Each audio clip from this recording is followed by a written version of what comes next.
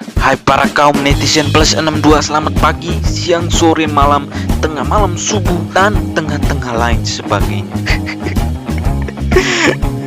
Selamat datang kembali di channel Hewan Buas Singa Rimba. Tapi saya tak bosan-bosannya menyampaikan kepada kalian kaum rebahan yang belum subscribe agar bergabung dan menekan tombol subscribe-nya dan nyalakan lonceng.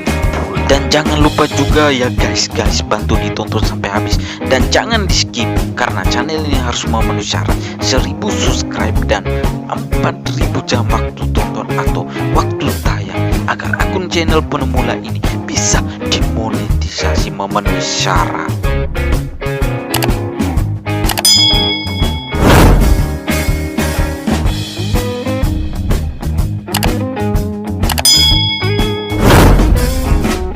Hai para kaum netizen plus 62, kali ini saya akan merangkum sebuah film lanjutan Fast and the Furious yang kedua yang berjudul The Fast to Furious, yang menampilkan balap yang sangat gila-gilaan di muka bumi ini. Oke, langsung saja kita ke alur cerita filmnya. Tidak usah intro dan tidak usah yang lain-lain sebagainya karena bisa-bisa kalian sangat membosankan melihat keadaan ini dari pembahasan saya. Lanjut. Diawali di keramaian jalanan dan di sini balap liar bertaruhan tinggi akan segera dimulai juga. Tej Parker, ini dia orangnya, seorang mantan pembalap penjalannya, akan menjadi wasit di balapan bergengsi ini.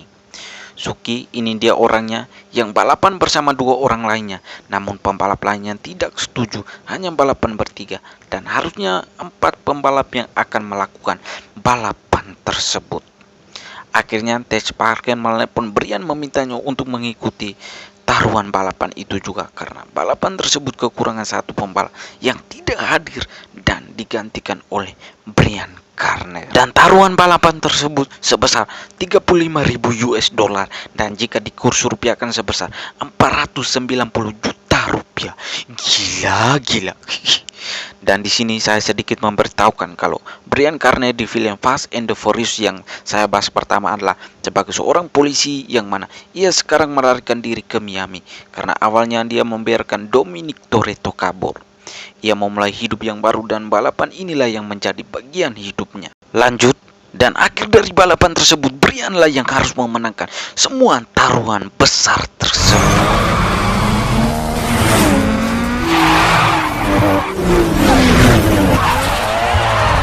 Lagi-lagi, tak lama kemudian polisi dan agen bea cukai Amerika Serikat merahasia dan menangkap Brian malam itu juga dengan melumpuhkan mobilnya Brian menggunakan alat pengacu kelistrikan yang ditembakkan oleh agen Markham. Brian tertangkap dan mantan bosnya di FBI, agen Belkis, ini dia orangnya yang mana membuat perjanjian dengannya sambil berkata bahwa dengan melakukan sebuah misi maka catatan kejahatannya di film Fast and the Furious pertama akan dibersihkan. Kemudian Brian dan Belkis pergi ke kota Barstow di California di mana Brian bertemu teman masa kecilnya sekaligus bekas narapidana Roman Pierce.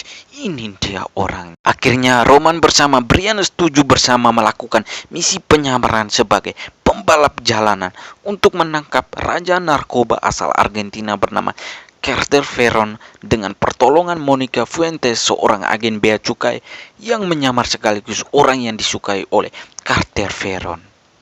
Mereka pun pergi ke Ferron untuk mengikuti balapan audisi seleksi untuk dijadikan pembalap jalanan anak buahnya Ferron. Dan mereka pun memenangkan audisi balapan tersebut dan memulai perjanjian dengan Ferron.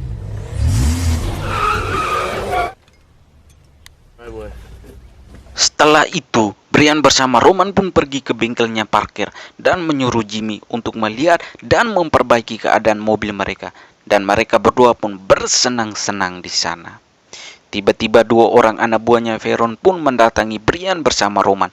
Namun Roman menyemprot bensin dan membakar mobil mereka. Mampus. Dan mereka berdua pun kabur dari situ.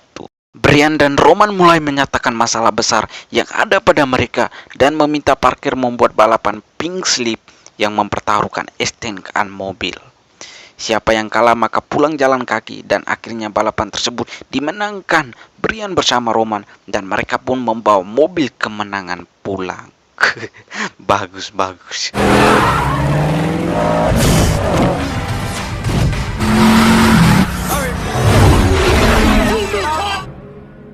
Pada malam itu pula, mereka berdua pergi ke klub miliknya Veron dan bertemu Veron di sana.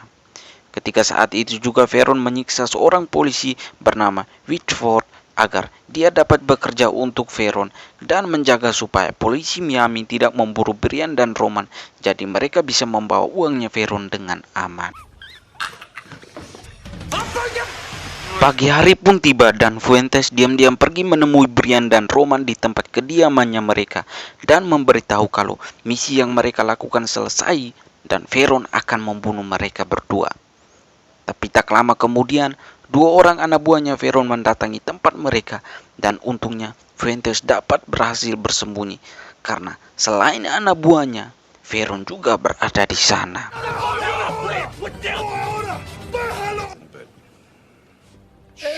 Setelah itu, Brian bersama Roman pergi menemui agen Markham dan Wilkins, agen FBI, untuk memberitahu bahwa semalam di bar Veron mengancam seorang polisi agar memberi kesempatan kepada Brian dan Roman, dan mereka berdua akan ke sebuah landasan udara mengantarkan uang, dan di sana ada pesawat Veron yang akan mengantarkan Veron kabur ke luar negeri. Setelah itu, Brian dan Rom pun pergi menemui parkir untuk menyusun sebuah rencana yang sangat strategis untuk melakukan misi membawa uangnya Veron dan kabur dari kejaran polisi. Pagi hari pun tiba dan saatnya Brian bersama Rom dan dua rekan lainnya berangkat untuk melakukan aksinya mengambil dan mengantarkan uangnya Veron. Tetapi tak lama kemudian polisi datang dan mengetahui keberadaan mereka. Dan polisi-polisi tersebut pun mengejar mereka dan adegan balap liar pun terjadi. Gila.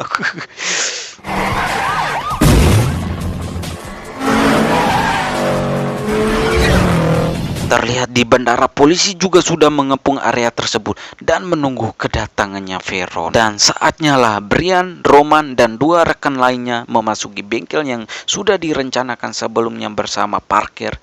Dan polisi pun mengepung depan bengkel tersebut. Bengkel pun dibukakan dan ratusan mobil balap keluar dari bengkel tersebut dan membuat semua polisi kewalan dan kebingungan dengan keadaan tersebut. Dari layar monitor, agen Wilkins melihat mobil Brian dan Roman berlari ke arah barat di pantai, dan dua mobil tersebut dikepung. Dan di layar monitor, agen Wilkins mengatakan, "Sial, mereka terpojok." Dan tiba-tiba keluar dari mobil tersebut ternyata parkir dan Sukila yang mengendarainya. Mantap, strateginya sangat luar biasa guys. Asik.